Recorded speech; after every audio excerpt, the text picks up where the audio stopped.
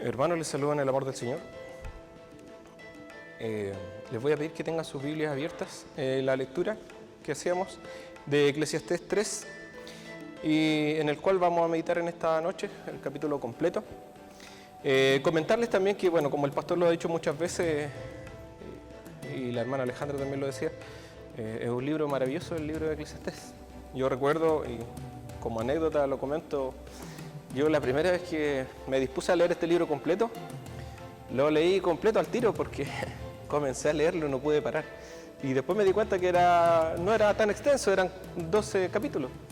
Y no me llevó más allá de una hora y algo leerlo completo. Por lo tanto, invitarle a leerlo. No es un libro tan extenso y es un libro que, como también el autor, está lleno de sabiduría en muchas cosas.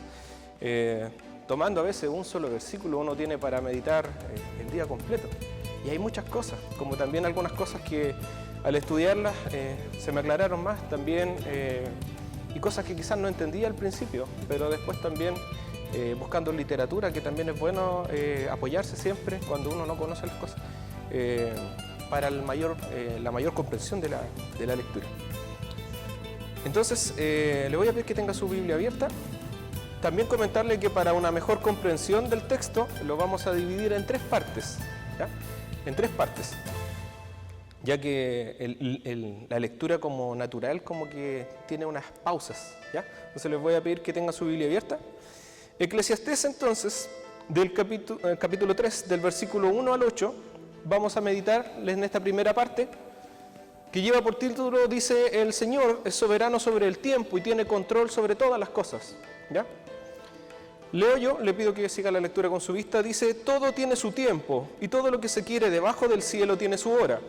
Tiempo de nacer y tiempo de morir, tiempo de plantar y tiempo de arrancar lo plantado, tiempo de matar y tiempo de curar, tiempo de destruir y tiempo de edificar, tiempo de llorar y tiempo de reír, tiempo de endechar y tiempo de bailar, tiempo de esparcir piedras, como también tiempo de recoger piedras, tiempo de abrazar y tiempo de abstenerse de abrazar, tiempo de buscar y tiempo de perder, tiempo de guardar y tiempo de desechar, tiempo de romper y tiempo de coser, tiempo de callar y tiempo de hablar, tiempo de amar y tiempo de aborrecer, como también tiempo de guerra y tiempo de paz.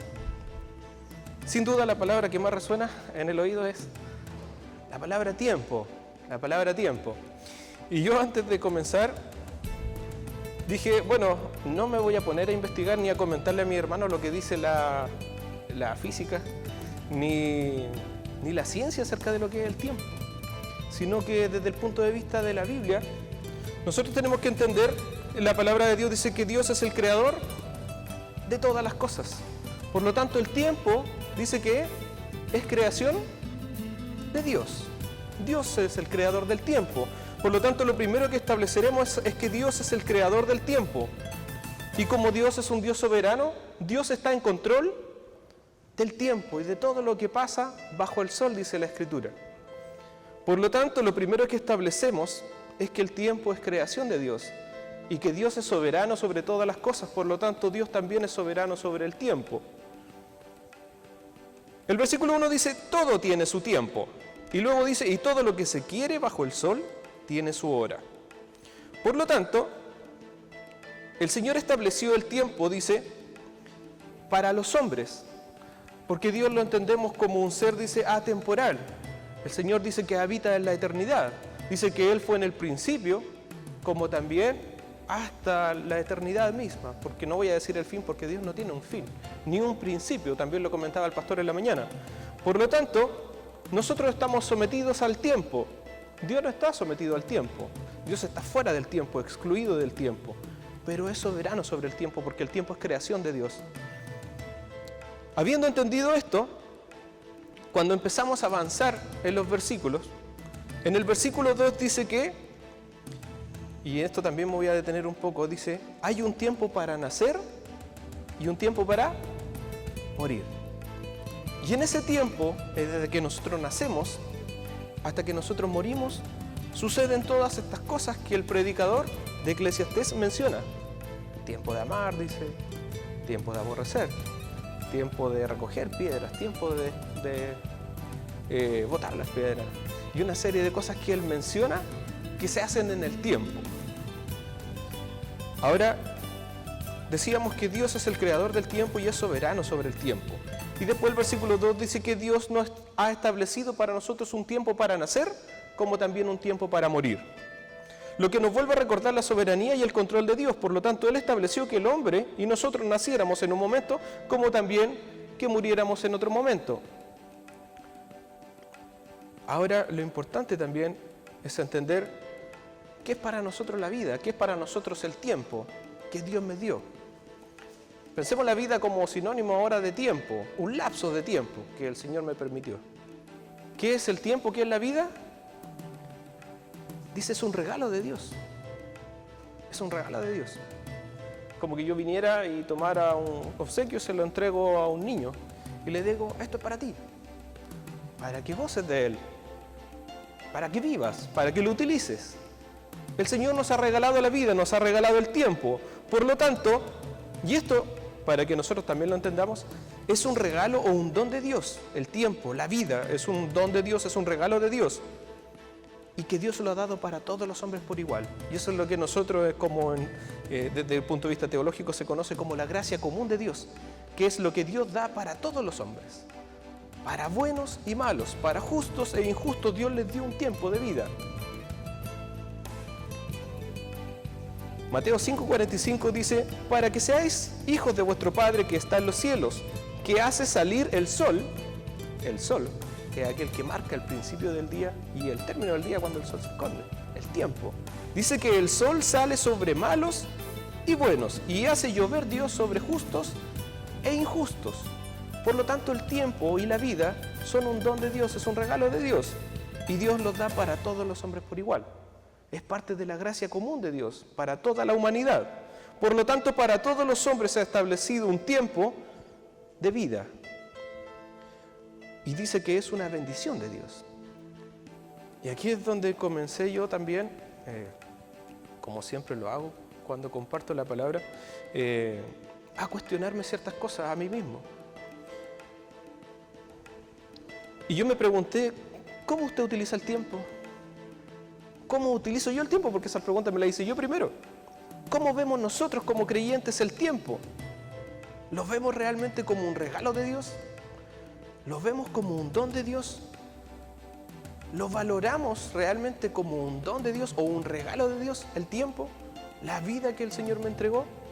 Dice que depende del corazón del hombre cómo considera, vive, aprovecha o ve el tiempo que Dios le ha dado. Nosotros conocemos muchas personas. Unos dicen que ven el tiempo como algo normal, otros ni siquiera lo consideran, otros incluso lo ven como una maldición el tiempo. Unos ven el tiempo como que ojalá ellos no hubieran existido, como también personas que desearían vivir para siempre y no quisieran morir nunca y permanecer eternamente. ¿Cómo vemos nosotros el tiempo? Obviamente esto me hizo reflexionar y a la luz de la palabra y de lo anteriormente mencionado, concluí en lo mismo, que el tiempo es un regalo de Dios, es un don de Dios, es un beneficio de Dios para todos los hombres, pero está en el corazón de cada uno cómo yo vea el tiempo, cómo lo utilice, ¿ya? De la manera en que yo viva este periodo de tiempo que Dios ha establecido para mí. Entonces, ¿cómo debiese considerar el tiempo el creyente? Sin duda como una bendición de Dios, ¿ya? Al igual que la vida, el tiempo es una bendición de Dios, es un regalo de Dios, que es para con todos los hombres, buenos y malos, justos e injustos, porque Dios dice que hace salir el sol sobre justos e injustos y hace llover también para el bueno y para el malo también, de la misma forma. Ahora, a la luz de la Escritura también yo dije, ¿cómo debiera vivir entonces este tiempo que el Señor me dio? ¿Cómo debiera el creyente vivir este tiempo que el Señor me dio? Y hoy en día hay aplicaciones en internet, por ejemplo, yo puedo buscar en una Biblia y ponerle cuántas veces aparece el concepto tiempo. Y yo tomé algunos consejos de la Escritura. El Salmo 90:12 dice el salmista, enséñanos de tal modo a contar nuestros días que traigamos al corazón sabiduría. Es como decirle al Señor, de esta forma quiero contar mis días, que traigan para mí sabiduría los días, el tiempo que tú me diste. El Salmo 32:1 dice, bendeciré a Jehová en todo tiempo, en todo tiempo. El Salmo 44:8 dice, en Dios nos gloriaremos todo el tiempo. Y para siempre, que también es un concepto de tiempo, y para siempre alabaremos su nombre. Proverbios 23:17 dice, no tenga tu corazón envidia de los pecadores, antes persevera en el temor de Jehová todo el tiempo. Por lo tanto, la invitación de la palabra de Dios es que este tiempo que el Señor nos dio, esta vida, este espacio temporal que Dios nos ha dado, que es un don de Dios, que es un regalo de Dios, lo utilicemos. Ahora, ¿cómo lo utilizamos? Dice que para buscar sabiduría, para alabar a Dios, para buscar estar con Él en todo tiempo, para alabarle, para glorificarle, como también para perseverar en el temor de Dios. Y hay muchos consejos más que la Biblia nos da de cómo utilizar este tiempo que el Señor nos dio. Si seguimos la lectura de Eclesiastés 3, del versículo 12 en adelante hasta el 8, usted lo tiene ahí, describe una serie de acciones, dice tiempo de plantar, de arrancarlo, que todo el tiempo que invirtió no le iba a servir de nada, porque no iba a aprovechar nada de lo que tenía. Porque esa noche el Señor venía por su alma. ¿De qué le sirvió haber trabajado tanto?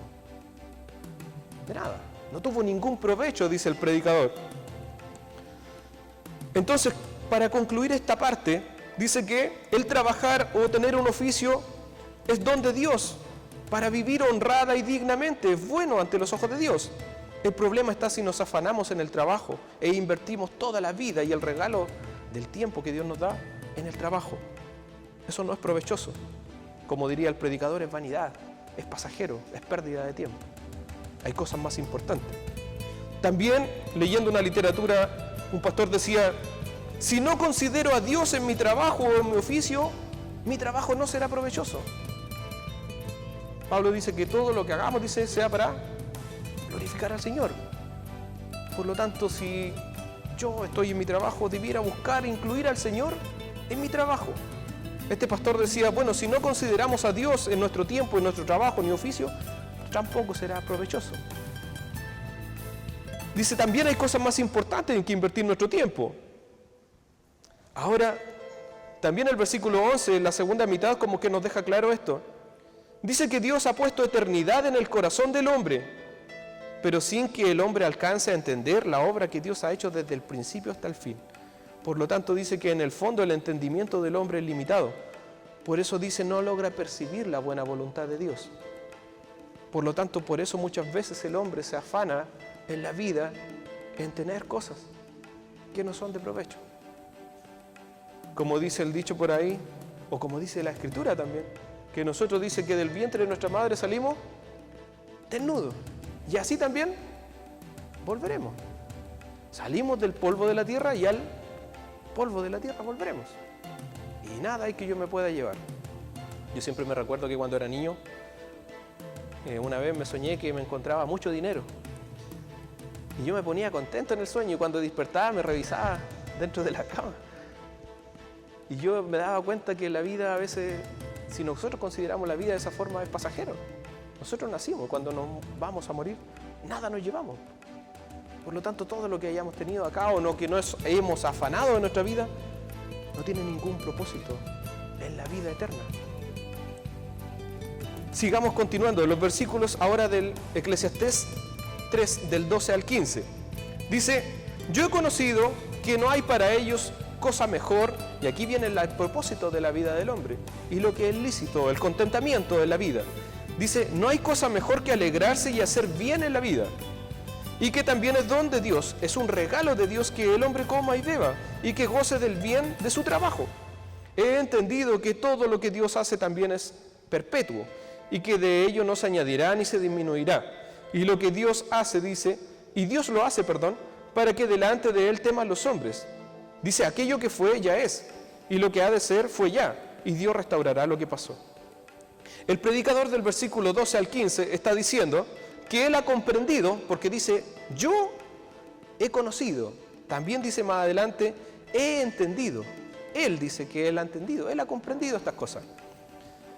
Dice que él ha entendido que no hay cosa mejor para el hombre que alegrarse. ¿A quién no le gusta estar alegre? Yo creo que no habría ninguno de nosotros que pudiera levantar la mano y decir, a mí no me gusta alegrarme. A todos nos gusta alegrarnos. A todos nos gusta hacer bien en la vida. ¿Quién de ustedes le gusta andar haciendo el mal por la vida? A nadie. El predicador dice, he visto que es bueno para los hombres el alegrarse, el hacer bien en su vida. ¿A quién no le gusta disfrutar de una buena comida y de una buena bebida? ¿Por qué cuando nos reunimos siempre comemos? Porque produce alegría, contentamiento. El Señor Jesucristo, antes de partir, cenó con sus discípulos. Compartió el pan, compartió el vino. Todos sabemos que tiene una significancia, pero compartió la comida. De hecho, hay un versículo que dice el Señor que Él en este tiempo que no estará con los hombres, dice que va a extrañar, por ejemplo, tomar del jugo de la vid. Y lo dice. Es bueno que el hombre coma, que el hombre beba, que se goce del trabajo que es fruto de su trabajo. O sea, del trabajo dice que es un don o la retribución por su trabajo. De hecho, cuando recordábamos también en la mañana, la primera pregunta del Catecismo Menor que dice que ¿cuál es el fin del hombre? Dice, glorificar a Dios y gozar de Él para siempre y de todo lo que Dios nos da. La Escritura le dice a los jóvenes, dice que se alegren en su juventud. También dice que se alegren con la mujer que el Señor le dio al hombre, que se alegre con lo que el Señor le da, como también con lo que no le da. Por lo tanto, es don de Dios que el hombre se alegre, que viva la vida, que disfrute la comida, que disfrute la bebida y que se goce en las cosas buenas, porque estas también dice que son fruto de su trabajo. Es la retribución por lo que yo hago. Y eso es digno y eso es algo honrado, eso es honesto. Malo sería si todas estas cosas yo las obtuviera a costa de otras personas, explotando a otras personas, como dice el Nuevo Testamento también, que el Dios va a juzgar a esas personas que explotan a los que justamente trabajan. Después, siguiendo de los versículos del 12 al 15, dice el versículo 15,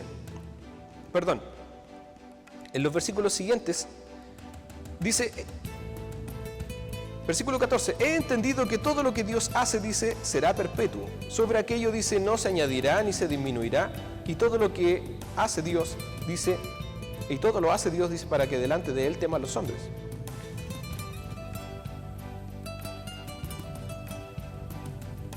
También en esta parte del versículo 14 dice, podemos meditar, dice que todo lo que Dios hace es perpetuo, dice que es para siempre. Dice, lo que Dios ha hecho, dice, no lo alterará el hombre, ni añadirá ni disminuirá la obra de Dios. Como también dice que el propósito con el que Dios hace estas cosas es que el hombre tema delante de Él. Dice que Dios haga las cosas eternas, de que Dios haya puesto límites para el hombre, de que Dios haya puesto en la creación cosas que el hombre no puede alterar, ni añadir ni disminuir sobre la obra que Él hizo. Dice que es para infundir temor en el hombre. Yo no puedo alterar las cosas como Dios las hizo. Muchas veces y muchas películas nosotros hemos visto, y en la vida real, como el hombre se afana. ¿Cuántos hombres, por ejemplo, han pensado viajar en el tiempo, alterar el tiempo? Viajar al pasado, viajar al futuro, detener el tiempo. Y todos sabemos que el hombre no puede hacer nada con el paso del tiempo. El tiempo es, Dios es soberano y el hombre no puede alterar. Hay cosas que el hombre puede alterar de la creación y malgastar y destruir, pero hay cosas que no. Hay cosas que Dios las creó eternas y el hombre no puede intervenir en ellas. Y estas cosas dice que Dios las hizo para que el hombre tema delante de Dios. El versículo 15, podemos verlo desde el punto de vista muy sencillo, como también quizás complejizarlo. Dice, aquello que fue, ya es, y lo que ha de ser, fue ya. Dice, nos vuelve a recordar con esto el predicador sobre la soberanía de Dios, sobre el tiempo. Dios es el juez y vigila todas las cosas que suceden en el tiempo y está en control de todas las cosas en el tiempo. Por lo tanto, para Dios lo que fue ya es, y lo que ha de ser también ya fue, porque el Señor es juez sobre el tiempo y está en control del tiempo y conoce todas las cosas a pesar del tiempo. Nosotros no, el Señor sí. Y aquí hay un versículo, así que la última parte del versículo 15 dice, Dios también tiene el poder y la soberanía, dice, y Dios restaurará lo que pasó. Y esto podemos tomarlo para nuestra vida diaria y personal, que Dios tiene el poder para restaurar cualquier cosa que haya pasado en el tiempo. Yo creo que todos de nosotros en algún momento hemos pasado dolores muy grandes en nuestra vida, pero el Señor los ha restaurado. Amén. Amén. El Señor tiene la capacidad de restaurar las cosas que pasan. Como también un predicador decía que también el Señor, a través del predicador de Eclesiastés, puede estarse refiriendo también a la restauración por medio de Jesucristo. Porque las cosas que ya fueron, dice, ya fueron, y las que han de ser también fueron. Y Dios restaurará lo que pasó. Dios, que hizo por medio del Señor Jesucristo, es restaurar la relación con el hombre. Aquella relación que se había roto a causa del pecado, el Señor la restauró. Por lo tanto, el Señor tiene la capacidad de restaurar las cosas, a pesar del tiempo.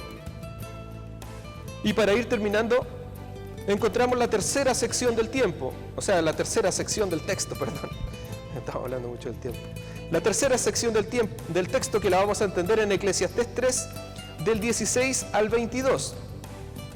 Y aquí es donde el predicador comienza a hablar del justo juicio de Dios.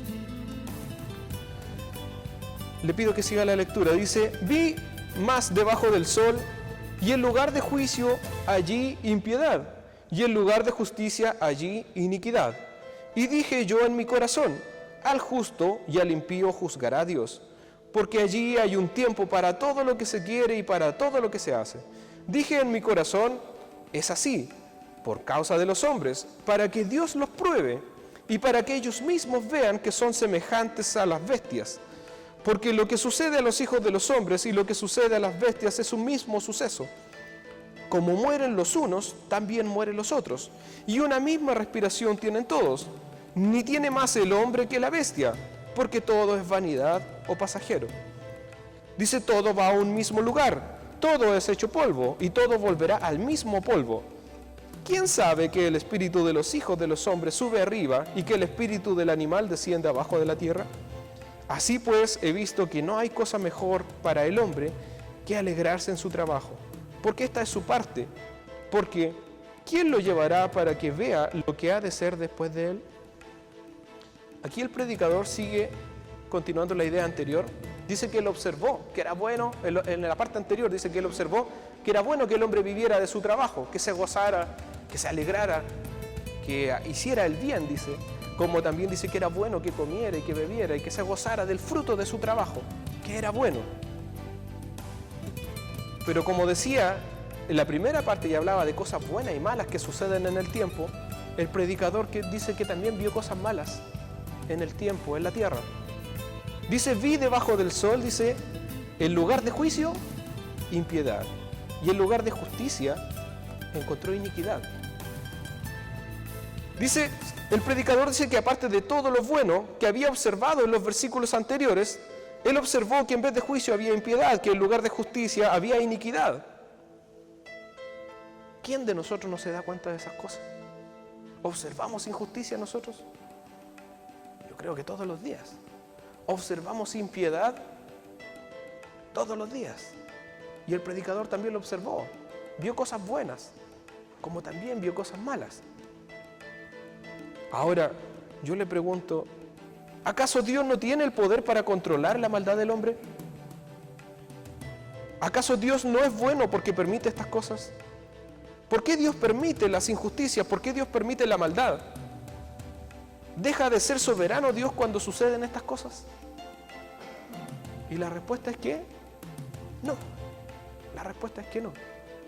De hecho, el predicador, después que observa estas cosas, nos vuelve a recordar, dice en los siguientes versículos, la soberanía y el control de Dios sobre todas las cosas. Ya que el predicador después en su corazón dice: yo dije en mi corazón, versículo 17, al justo y al impío juzgará Dios. Como les decía, el tiempo es un regalo de Dios, la vida es un regalo de Dios. Cómo yo lo utilice, es ahí mi responsabilidad. El predicador dice que vio cosas buenas, como también observó cosas malas. Pero todas dice que las juzgará Dios. Por lo tanto, Dios está en control de las cosas que pasan. De hecho, una vez cambió mi mentalidad, una vez leyendo un texto de un pastor, de un escritor, que decía, incluso cuando el hombre que no conoce a Dios peca, lo hace bajo los términos de Dios. Y yo nunca lo había visto de esa forma. Cuando usted hace lo malo, lo hace dentro de los términos que Dios lo estableció. Usted nunca va a hacer cosas que Dios no permite. Por lo tanto, todo lo que usted puede hacer, bueno o malo, es lo que Dios permite. Incluso cuando el hombre peca, el hombre sin Dios, no puede hacer cosas que Dios no le permita. Por lo tanto, pecamos, incluso, decía este pastor, dentro de los límites que Dios nos permite. Nunca se escapa nada del control de Dios. Ahora el predicador dice que, bueno, él observó todas estas cosas malas, pero el Señor las juzgará en algún tiempo. Y el tiempo pasa, y el tiempo es pasajero. Dice, porque allí hay un tiempo para todo lo que se quiere y para todo lo que se hace, que nos vuelva a recordar lo que decía en un principio. Todo tiene su tiempo. Por lo tanto, luego de observar las injusticias y estas impiedades de los hombres, el predicador dice en su corazón, bueno, Dios juzgará y juzga todas las cosas y está en control de estas cosas, ¿ya? Porque como le decía, el hombre incluso cuando hace estas cosas las hace bajo los términos de Dios. Nunca se escapa nada del control de Dios. También dice el predicador que ha entendido en su corazón, versículo 18 al 20, dice, dije en mi corazón, es así por causa de los hijos de los hombres. Y aquí el predicador intenta explicar por qué Dios permite estas cosas. ¿Por qué permite las injusticias Dios? ¿Por qué permite las impiedades? Dice, para que Dios los pruebe, dice. Y para mostrarle al hombre que es semejante a las bestias. Y que no hay ninguna diferencia entre el hombre que hace estas cosas y una bestia, un animal. Porque lo que sucede a los hombres, dice, es lo mismo que le sucede a las bestias. Así como el hombre nace, la bestia muere. Así como uno respira, el otro también respira. Y así como uno fue tomado del polvo, también el otro vuelve al polvo. Por lo tanto, dice, todo va a un mismo lugar. Todo es hecho polvo y todo volverá al mismo polvo. Por lo tanto, dice que el Señor lo hace para mostrarle al hombre y para probarle que no había ninguna diferencia entre estas personas que hacían el mal con una bestia, con un animal. Estas cosas malas que el hombre hace, dice, son las que Dios le permite hacer, porque Dios es soberano sobre todas las cosas. Y son para que Dios pruebe al hombre y le demuestre que en esos aspectos, cuando el hombre decide vivir sin Dios, no hay ninguna diferencia entre él y una bestia. Que el hombre malo es como un animal, que un día nace y también morirá, que así como fue tomado del polvo, volverá al polvo. Porque la vida del hombre es pasajera, igual que la de una bestia. Pero aún así, todo esto sigue sucediendo dentro del tiempo, que está bajo el control de Dios y la soberanía de Dios. Finalmente, para ir concluyendo, y aquí es donde yo al principio de la predicación le decía que los últimos 2 versículos, yo por mí mismo no los pude entender. Porque la Escritura, cuando uno no conoce algunas cosas, nuestro conocimiento es limitado. Y muchas veces la palabra de Dios, y no dudo de la eficacia de la palabra de Dios, es la palabra de Dios. Pero hay cosas que es bueno estudiarlas, porque uno no las sabe, porque uno no entiende el contexto. Versículo 21 al 22 he querido separarlos, porque dicen cosas que me costó entender y que quiero explicarle también a usted. El versículo 21 dice, el predicador dice, ¿quién sabe que el espíritu de los hijos de los hombres sube arriba y que el espíritu del animal desciende abajo en la tierra? ¿Qué está queriendo decir el predicador con esto? Porque se hace una pregunta. Cuando uno se hace una pregunta, hay 2 posibilidades. O sabe la respuesta, o sencillamente no la sabe, y por eso lo expresa como pregunta. El predicador dice, ¿quién sabe que el espíritu de los hijos de los hombres sube arriba y el espíritu animal desciende abajo? Yo no entendí la pregunta y tuve que investigar. Y a la luz de textos, un texto que me envió el pastor, como también otros textos que yo tenía, dice que a lo que el predicador se refiere, y esto yo no lo sabía, dice que en el tiempo que el predicador escribió Eclesiastés, no existía entre los israelitas la claridad sobre la vida eterna, ni sobre la resurrección de los muertos. No estaba claro qué pasaba con la vida después de la muerte. De hecho, para comprobar esto, nosotros podemos leer el libro de los Hechos y darnos cuenta que a Pablo con los evangelistas, con los profetas, con los apóstoles, los perseguían porque predicaban la resurrección de los muertos. Porque para los israelitas no había claridad qué pasaba después de la muerte. Por eso el predicador se pregunta, ¿quién sabe lo que sucede con el espíritu? Si el espíritu sube arriba y quizás el de la bestia abajo. Y se lo pregunta. Según lo que yo encontré, la literatura que leí, dice que en los tiempos del predicador de Eclesiastés no había claridad qué pasaba después de la muerte. De hecho, yo busqué la palabra resurrección en un buscador y aparece solamente desde el Nuevo Testamento en adelante. Y es el Señor Jesús quien comienza a hablar de la resurrección. Por lo tanto, para los israelitas en el tiempo del predicador de Eclesiastés no había claridad de qué pasaba después de la muerte. Por eso el predicador se pregunta y dice, ¿quién sabe que el espíritu de los hijos de los hombres sube arriba y el espíritu del animal desciende abajo? No tenía claridad. Por lo tanto, dice que, recordemos que, como les decía anteriormente, por eso a los primeros apóstoles los perseguían, porque predicaban sobre la resurrección. De hecho, se los creían locos y se reían de ellos, porque predicaban la resurrección. Y hay una narración en el libro de los Hechos, dice que tuvieron un problema porque estaban predicando sobre eso. Por tanto, dice, es por esta razón que el predicador en Eclesiastés 3 del versículo 21 dice, hace referencia a este término. Dice que existía incertidumbre o el no saber qué pasa con los hombres luego de que mueren y que vuelven al polvo de la tierra. Por eso lo presenta como una pregunta. Por lo tanto, dice el predicador, como existe esta incertidumbre de que no sabemos en los tiempos del predicador qué pasaba con el espíritu de los hombres, dice en el versículo 22, bueno, así pues he visto que no hay cosa mejor entonces que el hombre se alegre en su vida, en el trabajo, porque esto es lo que le corresponde. Por lo tanto, es como que el predicador dijera, bueno, frente a la incertidumbre de lo que pasa después de la vida, es bueno que el hombre, dice, se alegre en su trabajo y que viva, dice, su vida, porque esta es la parte que Dios le dio. Este es el regalo, el don de Dios que le permitió al hombre tener, la vida y el tiempo. Por lo tanto, dice, por eso después en la última parte dice, otra pregunta, dice el predicador, ¿quién le mostraría lo que había de pasar en el transcurso de tiempo después de la muerte al hombre? Por eso dice que después se refiere a esta pregunta, dice, ¿quién le va a mostrar al hombre lo que pasó después del tiempo cuando él muere? ¿Quién le va a mostrar al hombre después que haya muerto lo que pasó con su obra? Nadie. Por lo tanto, el predicador dice que así como el tiempo es un regalo de Dios, la vida es un regalo de Dios, el hombre aproveche la vida para vivirla de una manera correcta, digna, ¿ya? Y que haga el bien y que se goce de lo que el Señor le ha permitido, este espacio de tiempo, esta vida y el trabajo que Dios le dio.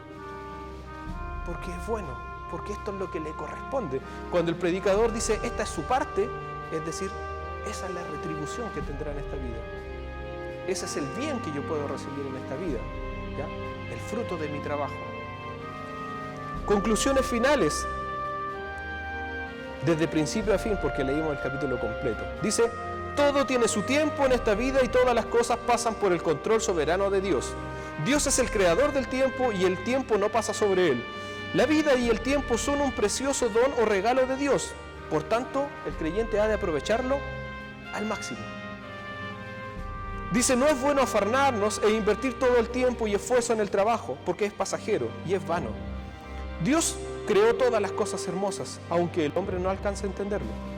Dice, es bueno y es agradable ante Dios que el hombre pueda alegrarse y hacer el bien, como también gozarse del fruto de su trabajo, digno, honesto, y que esta es su parte o esta es su retribución que le corresponde al hombre. Todo lo que Dios ha hecho también, como conclusión, es y será perpetuo, no pudiendo el hombre añadir ni disminuir nada. También Dios es soberano sobre el tiempo y puede restaurar todas las cosas.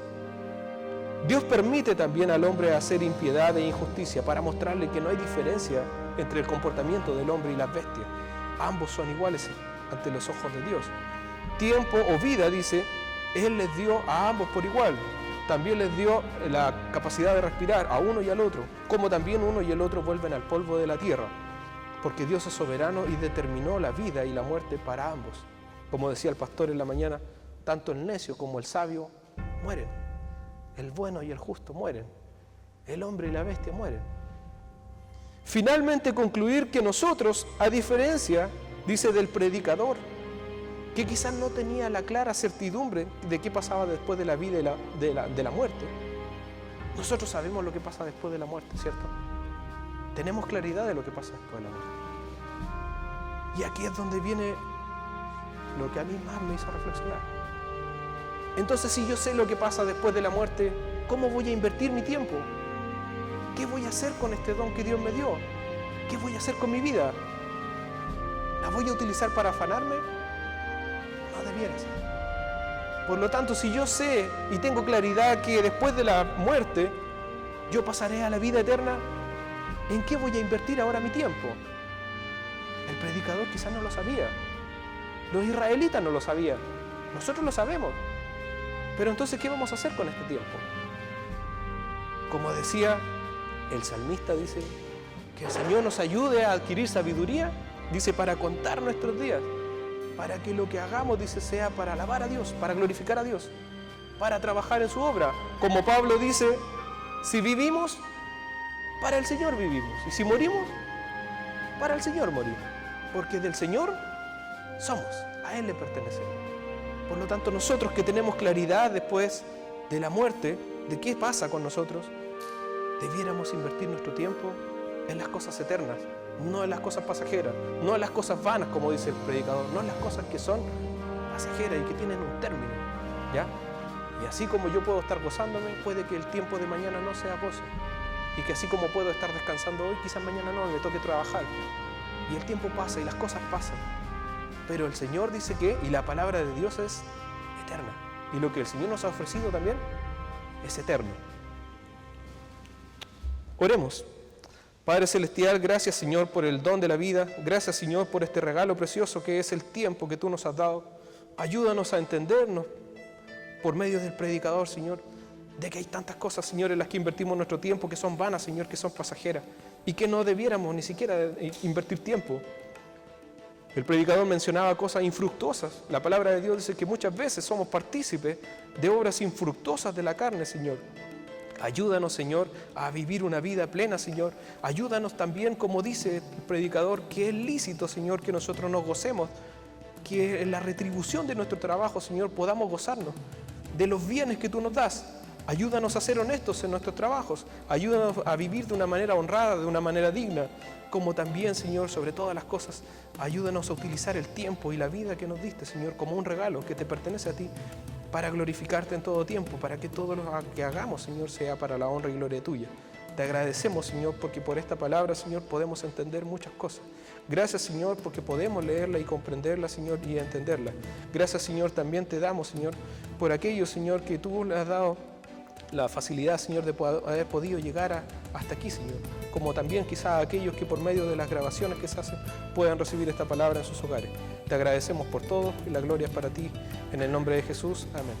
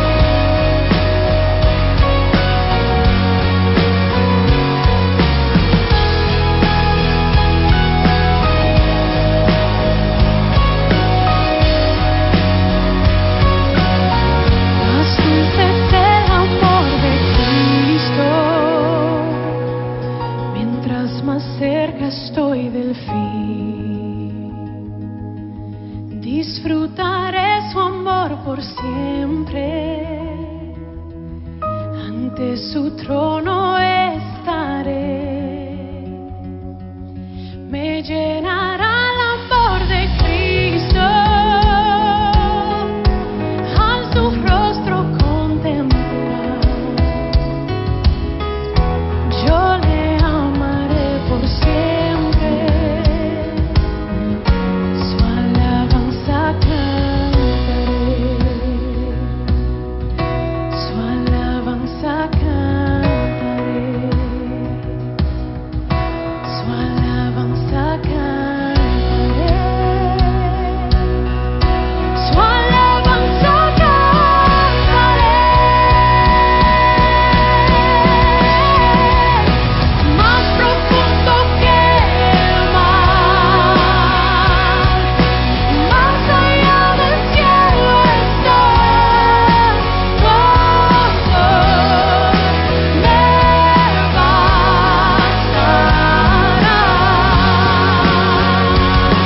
Más fuerte que la tempestad, venció el pecado y la maldad. Me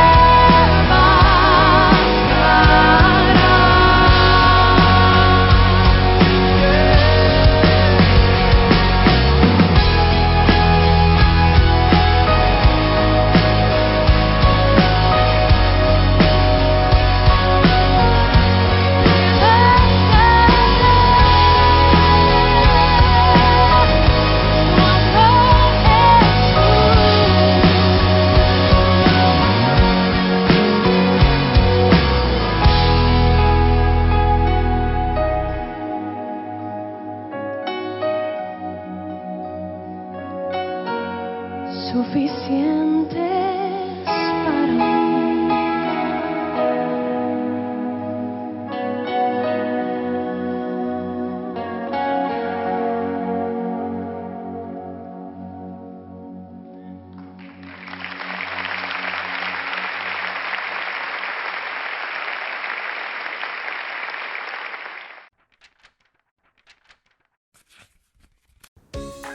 Vanidad de vanidades, todo es vanidad. Nos lleva junto al rey Salomón a un viaje a través de su vida y nos comenta que no fue interesante ni exitosa. ¡Qué ironía! El rey de Israel, el hombre más sabio, más rico y más poderoso del mundo, se tomó unas vacaciones debajo del sol, alejado de Dios, y concluye en este libro de Eclesiastés que todo lo que vivió sí fue vanidad, inútil, vacío y sin significado alguno. Le invito para que juntos acompañemos a Salomón en este trascendental viaje debajo del sol, lleno de experiencias y aprendizajes para vivir la vida, no como nosotros queremos o a nuestro gusto, sino como Dios quiere. Los domingos a las 18 horas en el Templo Presbiteriano de calle Rosas 738 de la ciudad de Chillán. Quedan cordialmente invitados.